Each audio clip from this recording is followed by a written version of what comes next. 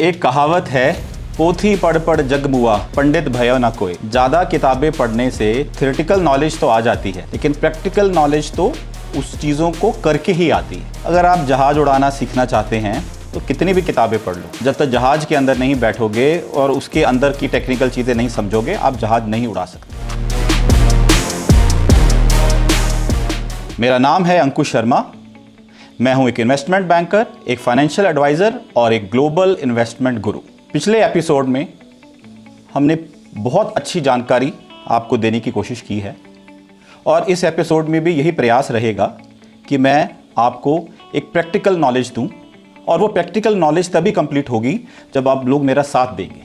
कैसे साथ देंगे? जब आप आज जो मेरी जानकारी मैं दूंगा वो यहाँ से सीखोगे, तो जिनका भी खाता नहीं है बैंक में, वो पहले तो खाता खोलेगा जाके। तो मोदी जी का थोड़ा सा काम मैं करने जा रहा हूँ। और जिसका खाता है बैंक में, वो जो घबराता है कि ये सर्विस कैसे करूँगा, जाके सिक्योरिटी गार्ड से बात करता है, क्लर्क से बात करता है, कोई और डिपॉजिटर होता है उससे हेल्प लेता है, वो अब नहीं लेनी है, खुद से करना है। तो मैंने क्या बोला था? Financial literacy. सबसे ज़रूरी क्या है? Financial literacy. तो आप बैंक में जा रहे हैं, नया खाता खुला है, आपका महीने का सैलरी आया है, और सैलरी कैसे आया है? कैश में आपके एम्प्लॉयर ने सैलरी दी है। नई नौकरी है, 15,000 सैलरी है। बोला भैया अभी खाता आपका नहीं है, या है भी है तो अगले महीने से हम आपको अकाउंट में डालेंगे। आप कैश लेते हैं, बैंक में जाते हैं। जनरली कैश आपके पास 100 का नोट होगा, 500 का नोट होगा, छोटे नोट भी हो सकते हैं आपके पास। तो आपको क्या करना है? बैंक में जाके बहुत सारे फॉर्म्स होते हैं, उन फॉर्म्स को आपने भरना है। कैसे भरना है? जाके देखना है। वो डबल भाषा में फॉर्म होते हैं, हिंदी में होते हैं, अंग्रेजी में होते हैं, और कई जगह रीजनल लैंग्वेज में भी होते हैं। तो आपको जाके उस फॉर्म की जानकारी लेनी है कि भैया मुझे कैश डिपॉजिट करना है। तो जनरली कैश डिपॉजिट और चेक डिपॉजिट का एक ही फॉर्म होता है।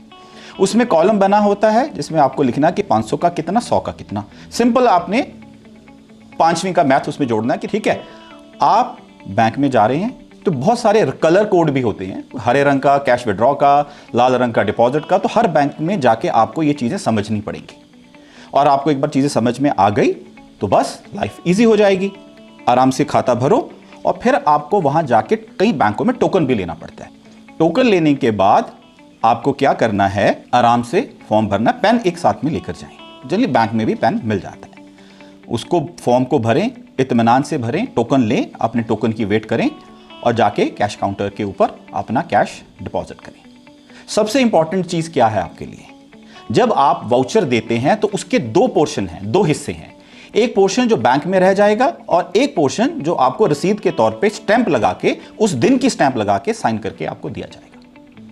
ये आपके लिए जानना बहुत ज़रूरी है कि जो स्टैंप लगे वो उसी दिन की लगे, और बाकायदा वहाँ पे साइन किए जाएं, जो भी कैश काउंटर के ऊपर जो भी क्लर्क या हेड क्लर्क या जो भी ऑफिसर वहाँ पे बैठा है।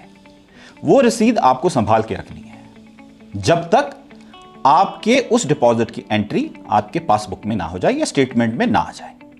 क्योंकि बहुत बार क्या होता है कि कोई गलती से या बैंक की गलती से आपके खाते में पैसा ना जाए, और आपने बोला जमा करा दिया, रसीद को फेंक दिया। नहीं, रसीद को संभाल के रखो।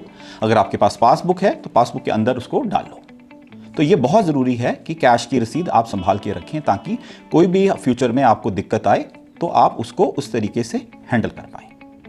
तो चलें, आपने कैश लिया, कैश डिपॉजिट किया, और उसके बाद सेम डे जनरली पासबुक में अपडेट नहीं होता, तो उसके लिए आपको नेक्स्ट टाइम जब भी आप बैंक में जाएंगे, आपको अपनी पासबुक अपडेट करानी है। तो ये तो हुआ डिपॉजिट का। अब मान लीजिए आपको कैश विड्रॉ करना है, अब 3 दिन के बाद आते हैं, आपको 5,000 रुपये की ज़रूरत है। या तो आप ATM से कैश निकालेंगे, या तो आप विड्रॉल स्लिप से कैश निकालेंगे, या आप चेकबुक से कैश निकालेंगे। तो आजकल बैंक क्या करता है, 25,000 तक के कैश विड्रॉल पे वो डिस्करेज करते हैं कि आप बैंक में आके डिपॉजिट विड्रॉ मत करें। आजकल बहुत सारे बैंक में कैश डिपॉजिट और विड्रॉल मशीन्स होती हैं। तो बैंक भी क्या कर रहा है ना, अपनी लाइफ को ईजी कर रहा है, आपकी लाइफ को ईजी कर रहा है। कैश डिपॉजिट मशीन्स के अंदर कैश विड्रॉ भी हो जाता है, डिपॉजिट भी हो जाता है, और आपको उसी टाइम तुरंत आपके बैंक में खाता में पैसा जमा हो जाता है। आप उसके बाद उसको ट्रांसफ़र करना है, कुछ करना है, आप हाथ की हाथ कर सकते हैं। तो मान लीजिए आपको बड़ा अमाउंट विड्रॉ करना है, आप बैंक में जाते हैं तो वो प्रेफर करते हैं कि आप चेक बुक से सेल्फ लिखकर आप विड्रॉ करें अगर आप खुद विड्रॉ करने जा रहे हैं। सेल्फ का क्या मतलब है कि मैं खुद बैंक में आया हूं पैसा निकालने के लिए। मान लीजिए आपने अपने किसी भाई को, किसी दोस्त को भेजा है, तो आप सेल्फ पे भी वो विड्रॉ कर सकते हैं, या आप उसके नाम का चेक काट दें, उसके ऊपर 2 डंडियां नहीं मारनी, उसको अकाउंट पे ही नहीं बनाना। 2 डंडी साइड में लगाने से चेक अकाउंट पे हो जाता है। उसका क्या मतलब है, सिर्फ खाते में पैसा जमा होगा, उसको आप विड्रॉ नहीं कर सकते, उसको बैंक में खाते में वो चेक जमा होगा। तो अगर आपको कैश विड्रॉ करना है, नॉर्मल सेल्फ का फॉर्म भरें, चेकबुक भरें और साइन करें, एक पीछे साइन करें। पीछे साइन किस लिए जरूरी है, रसीद के लिए कि हाँ आपने पैसा ले लिया है, क्योंकि बैंक का क्लर्क उसके पीछे डिनोमिनेशन लिखेगा कितने कितने नोट आपको किसके उसने आपको दिए हैं। तो इससे क्या होगा कि बैंक के पास रिकॉर्ड हो जाएगा कितनी पेमेंट आपके पास गई है और किस डिनोमिनेशन की पेमेंट आपके पास गई है। तो इससे अब आपको ये समझ में आ गया कि कैसे बैंक में आपको पैसा जमा कराना है और कैसे कैश आपको विड्रॉ करना है। विड्रॉ करने के बाद आपको उसी काउंटर पे ध्यान से काउंट करना है। अगर आप विड्रॉ कर रहे हैं 25,000 से ऊपर, या जो भी अमाउंट आप विड्रॉ कर रहे हैं, 500 के कितने नोट हैं, 100 के कितने हैं, तो उसको करके हिसाब से वहीं काउंटर पे पूरा काउंट करें, हिसाब बनाएं। जब आपको तसल्ली हो जाए कि हाँ जितना मैंने विड्रॉ के लिए मांगा था उतना विड्रॉ हो गया है, तभी आप उस काउंटर को छोड़ें, नहीं तो आप वहीं पर बने रहें।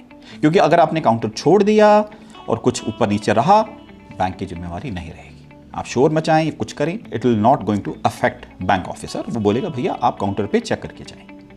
तो ये जानकारी बहुत इंपॉर्टेंट है। कैश विड्रॉ करते वक्त आपको ये जरूर नोटिस करना है कि जो आप विड्रॉ कर रहे हैं वो पूरा कैश है कि नहीं है। पूरा उसको काउंट करें और काउंट करके फिर बैंक को छोड़ें। तो दूसरी जानकारी आज हमने डिपॉजिट और विड्रॉल पे ली है। अब हम आगे बढ़ते हैं। महीने बीतते जा रहे हैं, पैसा आपके खाते में जुड़ता जा रहा है। जैसे आपको बताया, आप आरडी से शुरुआत कर सकते हैं। मान लीजिए 50,000 लाख रुपया हुआ आपके पास, तो आपको फिक्स डिपॉजिट करना है। अब फिक्स डिपॉजिट कैसे होगा, आप बैंक में जाएंगे, बैंक से पूछेंगे कि ब्याज की दरें क्या है, 6 महीने का इंटरेस्ट क्या है, 1 ईयर का इंटरेस्ट क्या है, 3 साल का इंटरेस्ट क्या है। तो आपको ये देखना है कि ये पैसे की ज़रूरत आपको कब पड़ सकती है। अगर आपको लगता है कि शायद साल में पड़ेगी तो साल की एफडी कराएं, लगता है कि 3 साल तक नहीं पड़ेगी तो 3 साल की एफडी कराएं, क्योंकि हर साल बैंक का ब्याज घटता और बढ़ता रहता है। बहुत चांसेस हैं, इंडिया की इकॉनमी जिस हिसाब से जा रही है और गवर्नमेंट का फोकस है इंटरेस्ट रेट्स को नीचे करने का। किसके लिए, जो लोग लोन लेते हैं, जो हमारे बिजनेसमैन है, बाकी की लॉबी है, उनके लिए। तो वो तभी होगा अगर कॉस्ट ऑफ डिपॉजिट कम होगी, फिक्स डिपॉजिट का रेट कम होगा।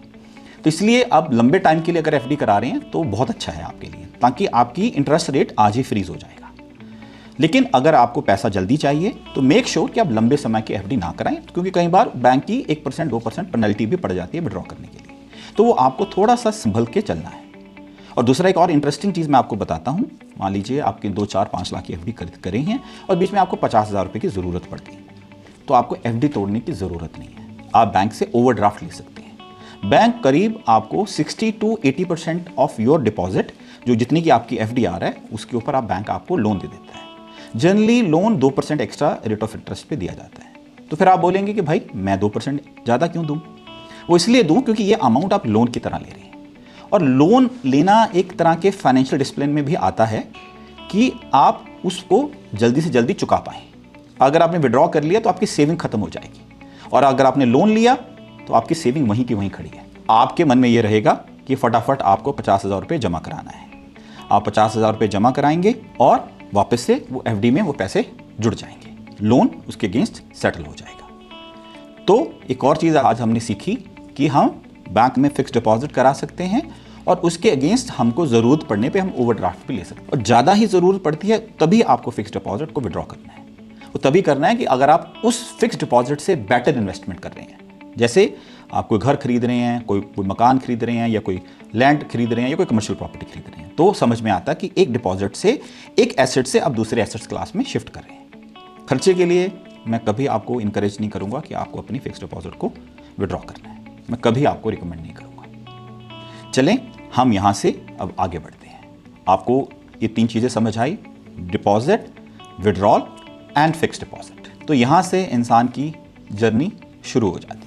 मुझे ऐसा लगता है कि मेरे वीडियो से आपकी नॉलेज में डेफिनेटली इजाफा हुआ होगा। आप पहले से ज़्यादा कॉन्फिडेंट होंगे बैंक्स की जानकारी को लेकर। अगर आपको हमारा वीडियो अच्छा लगा तो प्लीज़ लाइक कीजिए, शेयर कीजिए और सब्सक्राइब कीजिए हमारे चैनल को NEF नेशनल। जुड़े रहें हमारे साथ।